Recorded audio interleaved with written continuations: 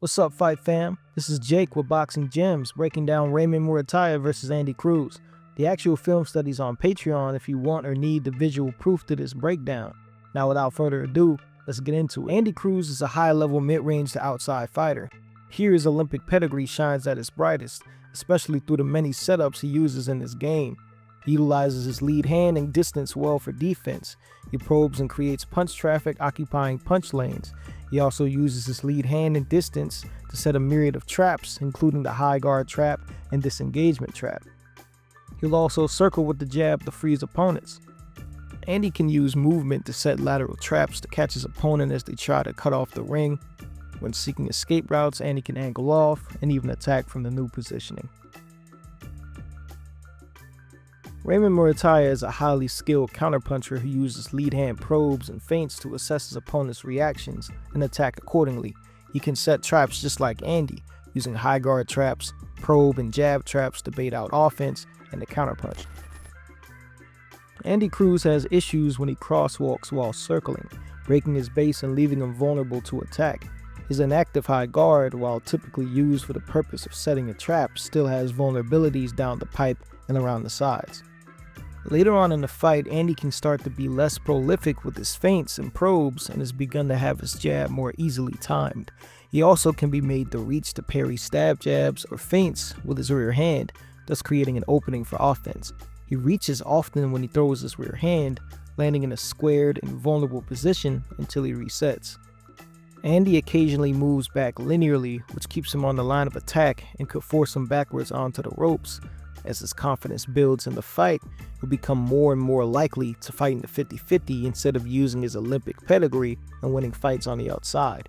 Here, Andy's lack of experience in the pro ranks is laid bare, as he's been hurt multiple times taking unnecessary risks in equal positioning.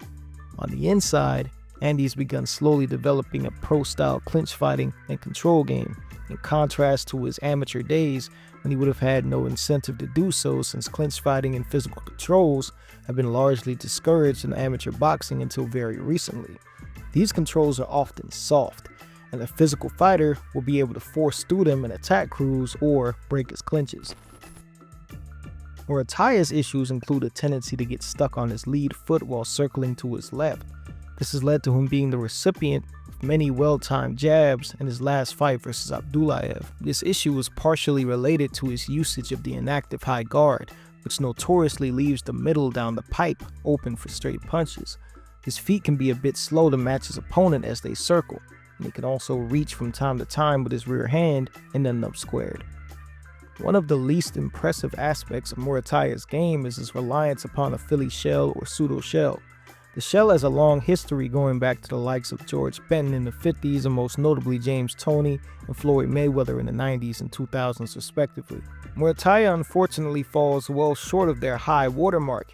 He often struggles to catch jabs, struggles to roll the shoulder in time for rear hands, and has had the guard picked apart when dealing with volume. He can also back straight out from mid-range while in that Philly shell, which presents the same issues as it did for Andy. On the inside, Ray has been rather inconsistent. Sometimes he himself can be rather soft, which has put him at risk or made it so he's been shut down in the clinch.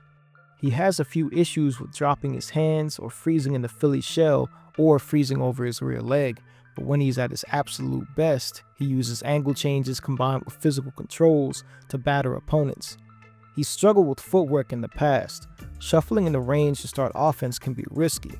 This also comes with tendencies to nonchalantly walk in the range out of a boxing stance. When he cuts off the ring, he crosswalks in either direction and even crosswalks backwards a great deal of times, which makes him rather inefficient at cutting off an opponent using lateral movement.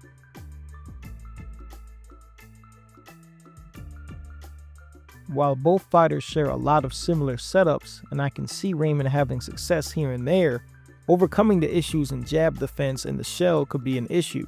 Muratalla's best chance is to get up close and test the Olympian's underdeveloped inside game, or time him in a 50-50. Here, Raymond for sure has a great puncher's chance, but there isn't room here to be inconsistent. He has to be physical. Andy has shown he can get too confident in his abilities and try to bang, but this probably isn't the best fight to show off his fancy new controls. If he, however, doesn't willingly give up the position, Raymond will have to walk through trap after trap due to his terrible footwork to even get there. Thanks for watching. Fight fam. Boxing is called the sweet science for a reason. Every slip, every counter, every trap, it's all hidden in the details. At Boxing Gems, we break down those details frame by frame so fans can see the art behind the fight. If you enjoy our YouTube film studies and want to go deeper down the rabbit hole, Patreon is the place. It helps us keep producing high quality breakdowns without worrying about algorithms, and it gives you exclusive access to the content that can't make it on the YouTube.